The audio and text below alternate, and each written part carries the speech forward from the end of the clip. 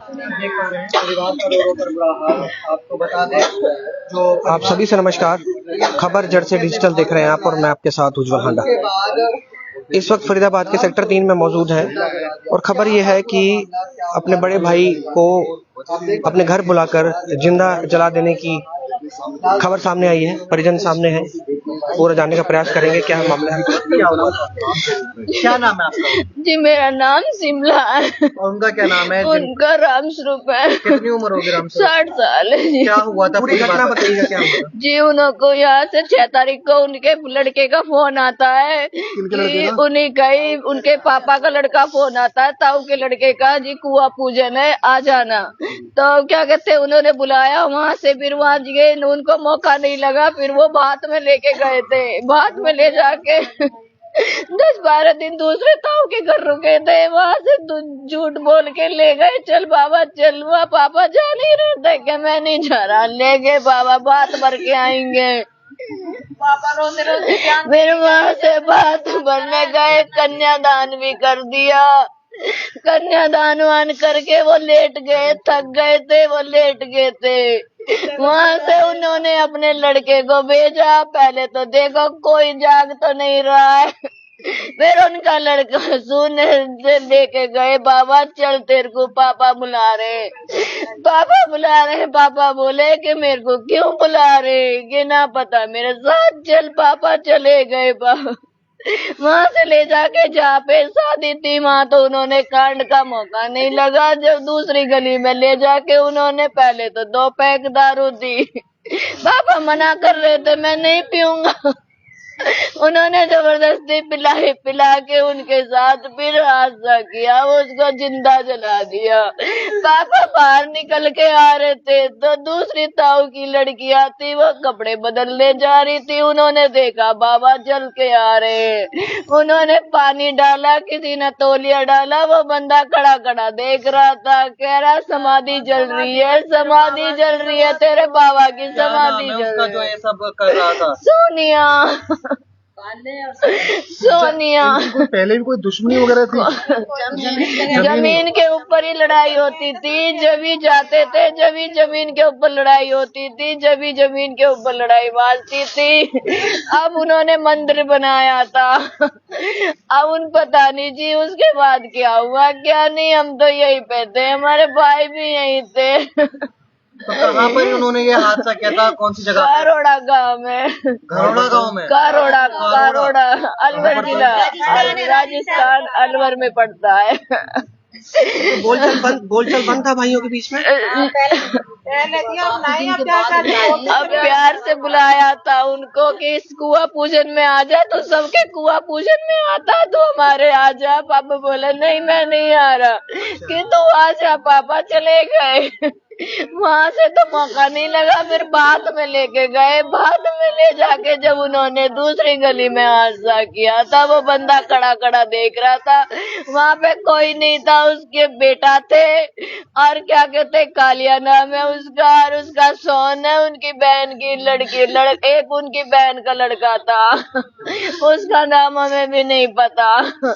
बाकायदा हमने वीडियो बना रखी है। अच्छा। हाँ जी। जलते हुए का वीडियो है? नहीं जी, जब उन्होंने बोला था, हम मिलने गए थे, बयान दिया था उन्होंने, मिलने गए थे हम, जब उन्होंने बताया था। बताते हैं जब ये मिलने गए थे तो उसके बाद देखिए किस प्रकार से बेटी का बुरा हाल है। और एक बार आवाज करिए, आवाज चेक करिए। अभी बोलेंगे, वो अभी बोला नहीं जाता था ना गले से, तो ये चुप के वीडियो बनाई थी, ले जाने नहीं देते थे। ब्राह्मण तो सोन बैठायो पूरे जल रहे अभी उसका नाम बताएंगे।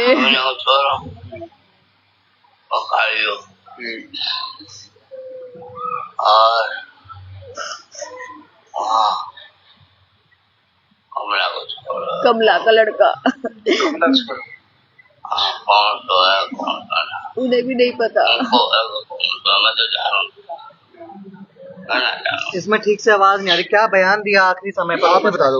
उन्होंने कमला का लड़का है और कालिया है और सोनिया है, इन्होंने तीनों का नाम लिया उन्होंने। अच्छा, तो अभी आप क्या मांग करते हैं? ऐसे ही सजा होनी चाहिए, कोई हारी भी नहीं थी, कोई बीमारी नहीं। लगा दी मेरे पापा पुलिस क्या कह रही है? पुलिस सुनवाई ना कर रही सर, पुलिस कोई सुनवाई ना कर रही हमारी। अभी मेरे भैया छोटा ही कुआरा बैठा सर, कोई कमाते थे, कोई मजदूरी करके लाते सर। हमें तो ऐसे इंसाफ दिया जैसे मेरे पापा में जिंदे में आग लगाई सर, मरे में तो दुनिया लगा आप यहाँ की पुलिस सुन रही है ना, वहाँ की यहाँ के भी सुनाई ना कर रही, यहाँ की न वहाँ की बोलनी, वहाँ की कोई सुनाई ना कर रही अभी। सुनाई नहीं कर रही। मेरे मेरे पापा को ऐसे करे जैसे करे। आप सब इकट्ठे होकर पुलिस स्टेशन जाइए, वहाँ बोल सकते हैं मजाक। सर बोल सकते हैं हम, कभी इधर भगाते हैं, कभी इधर भगाते हैं, इधर जाते हैं तो बोलते हैं वहाँ होती है, वहाँ बोलते हैं तो इधर होती है। परिवार के जितने भी मर्द हैं वो सारे उधर गए हुए हैं। हाँ जी उधर, और भाई है एक मेरा घर वाला है, कल ही आए थे हमें। भाई बोले तब खराब हो जाए तब घर चले, जब थोड़ा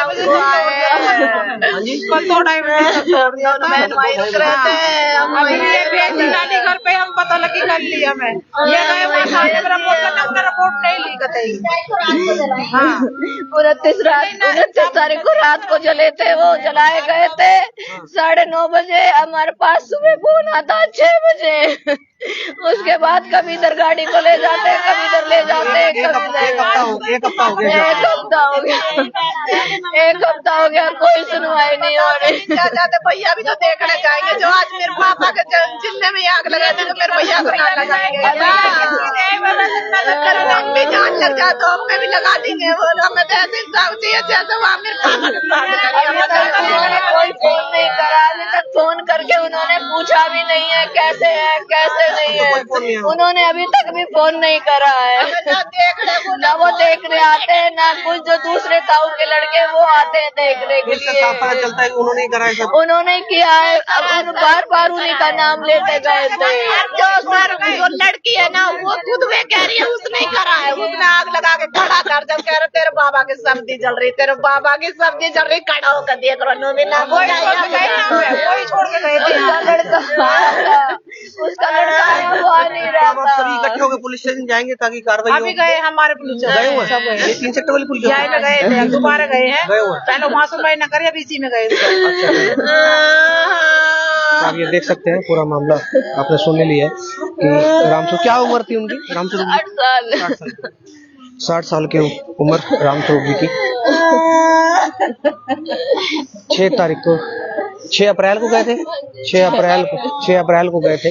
भाई ने धोखे से बुलाया, भाई के बेटों ने धोखे से बुलाया, कोई जमीनी विवाद चल रहा था, उसी को लेके विवाद चल रहा था उनका। और अभी कह रहे हैं कि सिर्फ धोखे से बुलाया और धोखे से बुलाने के बाद उनको जिंदा जला दिया है। और इनके पास रामस्वरूप जो मृतक हैं उनके बयान भी हैं, जिसमें उन्होंने बताया है कि किन किन लोगों ने उन्हें जिंदा जलाकर मारा है। तो 29 तारीख को मौत हो चुकी थी, 29 तारीख को जलाया था और कल दोपहर को 2:30 बजे के आसपास मौत हो चुकी है। जो बॉडी है वो दिल्ली के सफदरजंग अस्पताल में है और आप सब देख सकते हैं महिलाओं का रो रो के बुरा हाल है और इंसाफ की गुहार लगा रहे हैं, क्योंकि ना तो ये फरीदाबाद की पुलिस सुन रही है और ना ही राजस्थान की पुलिस सुन रही है। फिलहाल अभी जितने भी घर के पुरुष हैं वो सभी सेक्टर 3 की पुलिस चौकी में गए हुए हैं और देखना होगा कि इसमें क्या कार्रवाई करती है फरीदाबाद पुलिस।